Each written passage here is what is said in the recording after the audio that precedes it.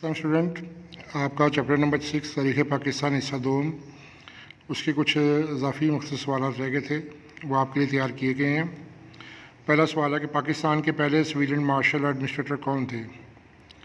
اب وہ یہ ہے کہ مارشل لا تو فوج لگاتی ہے اور فوج کا ہی نمائندہ اس کو ایڈمنسٹریٹ کرتا ہے، اس کا انتظام چلاتا ہے، لیکن اس وقت ملکی حالات کو دیکھتے ہوئے یحییٰ خان نے جو مارشل لا لگایا تھا تو انہوں نے جو ایک سویلین سیاستدان جو تھے، جو عوام میں سے تھے، ان کو مارشل ایڈمنسٹریٹر بنایا تھا، تو اس لیے ان کو سویلین مارشل ایڈمنسٹریٹر کہا جاتا ہے۔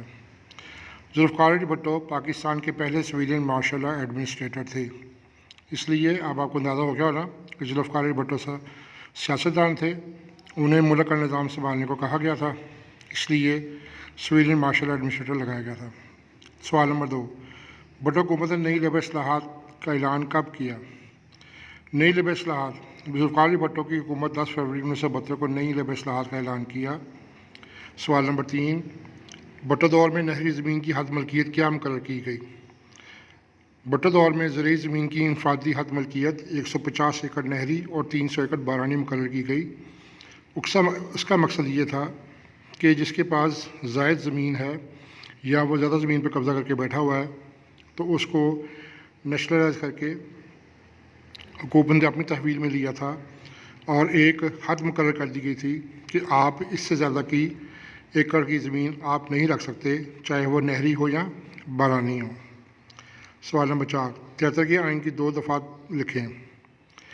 73 کے آئین 280 دفعات پر مشتمل تھا، جس میں سے درجے نمبر 1 تحریری آئین، پہلی آئینوں کی طرح یہ آئین بھی تحریری ہے، جو 280 دفعات 12 حصوں اور 6 گوشوار پر مشتمل ہے۔ وفاقی آئین، پہلے آئین کی طرح 1973 کے آئین میں بھی پاکستان کو وفاقی مملکت قرار دیا گیا۔ آئین کے تحت وفاق پاکستان 4 صوبوں اور وفاقی دارالحکومت اور اس کے ساتھ ملحقہ علاقے، وفاق کے زیر تمام قبائلی علاقے جات اور صوبہ سے ملحقہ قبائلی علاقوں پر مشتمل ہے۔ تو یہ وہ علاقے تھے جو وفاق، یعنی کہ آپ کے سینٹر جو ہے اسلام آباد کے ساتھ ملحقہ علاقے جو ان کے ساتھ جڑے ہوئے تھے، ان کی کوئی صوبائی حیثیت نہیں تھی، اس لیے ان کو وفاق کے ساتھ ملحقہ علاقے کہتے ہیں۔ بھٹو دور میں قومی تحویل میں لی گئی 6 صنعتوں کے نام۔ جب بھٹو دور میں آئے تھے، انہوں نے ملکی حالات کو بہتر کرنے کے لیے جو اپنا صنعتیں تھیں ان کو بھی تحویل میں لیا تھا، تاکہ پیسہ جو ہے وہ چند لوگوں کے پاس نہ رہے، بلکہ اس پیسے سے جو منافع کمایا جائے، جو منافع کمانے کی صنعتیں تھیں ان کو حکومت میں شامل کیا جائے اور پیسہ لوگوں تک پہنچے۔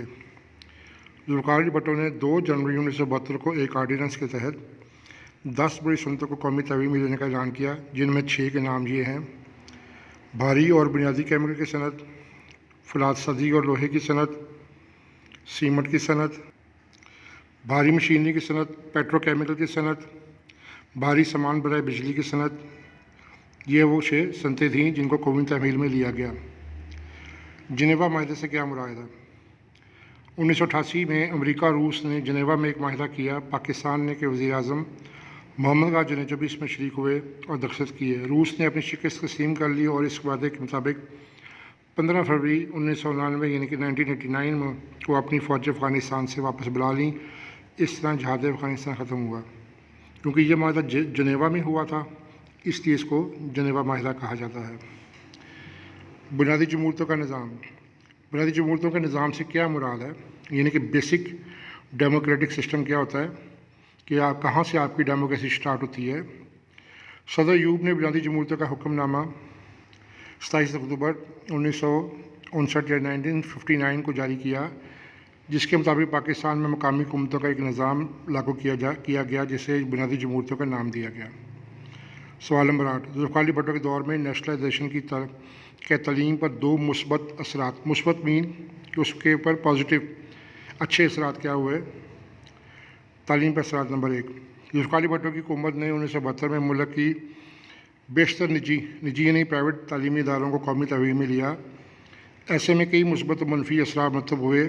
مثبت اثرات میں سے درج ذیل ہیں: تنخواہوں میں اضافہ، کیونکہ اس وقت جو تھا تنخواہیں جو تھیں قومی تحویل میں لینے سے وہ سرکاری طور پہ ہو گئی تھیں، اس لیے ان کی تنخواہیں جو ہیں وہ اسکول کو فیسیں جمع کر کے نہیں بلکہ گورنمنٹ کو اپنے خزانے میں سے دینی تھی۔ کمیانے سے پرائیویٹ کے تعلیمی اداروں کے ملازمین کی تنخواہوں اور دیگر سہولتیں بڑھ گئیں۔ طلبہ کے لیے وظائف و مراعات، ملک کے طلبہ کو بسوں اور ریل گاڑیوں کرائے میں خصوصی رعایت دی گئی۔ طلبہ کے وظائف میں 4 گنا اضافہ کیا گیا۔ اس وقت اسٹوڈنٹ کارڈ لازمی ہوتا تھا اور 10 پیسے سے لے کر 30 پیسے تک بس کا کرایہ ہوتا تھا۔ جو اسٹوڈنٹ اپنا کارڈ دکھا کر کہ وہ واقعی اسٹوڈنٹ ہے اس کو یہ رعایت حاصل تھی۔ سود کے خاتمے کے لیے ضیاء الحق کی حکومت نے کیا اقدام کیے؟ 1 جنوری 1981 1991 سے سود سے نجات حاصل کرنے کے لیے نفع نقصان کی بنیاد پر کھاتے کھولے گئے اور 1 جولائی 1984 کو سے تمام سیونگ اکاؤنٹس کو PLS کھاتوں میں تبدیل کر دیا گیا۔ PLS means profit loss savings, کہ جس میں نقصان بھی اور فائدہ بھی ہو۔